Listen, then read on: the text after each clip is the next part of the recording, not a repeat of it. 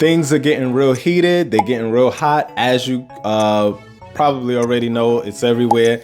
Piers Morgan had to apologize to Jay-Z and Beyonce. I guess they got their lawyers involved because, you know, Jaguar Wright, he invited Jaguar Wright to speak about, you know, on the whole Diddy situation, with Diddy being, you know, the sex trafficking charges and the situation with Cassie. And she started mentioning, you know, Jaguar went in. She's mentioning, you know, not only Diddy, but Jay-Z, Lucien Grange, Jeffrey Epstein, you know, those guys all have a connection to Jay-Z. I think she made a bold move by doing that. And, you know, her safety is in question because you're dealing with some very powerful, you know, big people in the business. These people are, you know, they literally run it. They run the business. They're the industry heads, right? So, but anyway, so he had to apologize. That wasn't really too much of a shock to me, Mr. Piers Morgan. Which also wasn't a shock that he invited Jaguar Wright, because when you think about it, you know, Piers Morgan started his career in The Sun, which is a tabloid. I think he started in 1988. That tabloid, I remember very well when I was very young. And, you know, with getting old, I would see it from time to time. The Sun always had like ridiculous stories. It was like always like stuff you couldn't really take seriously. You were like, it was a tabloid. It was a tabloid paper, so you weren't really too sure.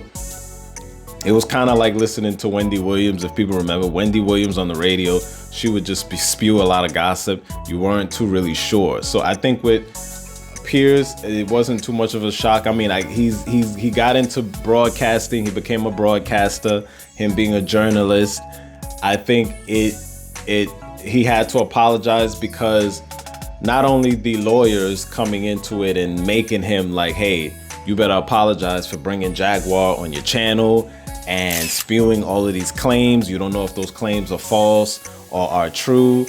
And he's considered a, you know, legitimate journalist. He's you know, considered credible to some degree. So I think it's very risky you putting on a Jaguar Wright where people are gonna side eye you. They're gonna look at you like, okay, wait, what's going on here? And I think that's part of the reason why he had to apologize, aside from the fact that they got their lawyers involved. But yeah, I think with the situation with Jaguar Wright, you know, some people were saying, oh, well, why did they come for Piers and they didn't come for Jag? I think people are tending to forget. I think with Jaguar, she's been like, it's been seeming like she's been all over the place. She's in 1 minute, she's over here, then she's over there, then she's over here. Who knows if she's getting those cease and desist letters or if she just ignored them. I think she's had YouTube channels. Her channels were demonetized and then it was shut down. If that's happening, that might mean that they were coming after her.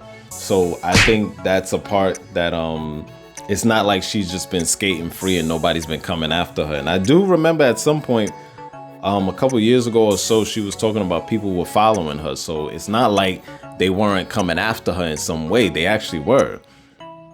But anyway, back to this instance with Piers Morgan. I think the point is that he's looked at as being, he's coming from a legitimate world of journalism and TV broadcasting. So for him